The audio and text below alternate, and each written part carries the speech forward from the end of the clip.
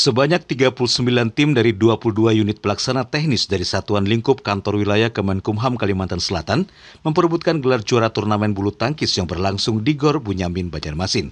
Kegiatan ini merupakan salah satu semarak dalam peringatan Hari Dharma Karya Dika ke-77. Selain bertujuan untuk memperkuat jasmani petugas, kegiatan ini sebagai ajang silaturahmi dari berbagai UPT. Hari ini merupakan turnamen badminton dalam rangka Hari Dharma Karya Dika yang ke-77, yaitu hari ulang tahun Kementerian Hukum dan HAM Republik Indonesia.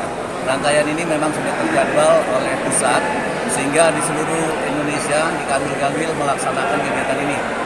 Pertama, tujuannya adalah untuk peningkatan tali silaturahmi sesama insan pengayoman.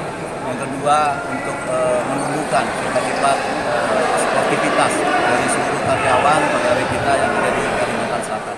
Selain turnamen bulu tangkis, dalam sebulan terakhir pihaknya juga menggelar turnamen olahraga lainnya seperti futsal, tenis lapangan, menembak hingga game online. Dari Banjarmasin, Alif Hidayatullah, Kalsel 1net.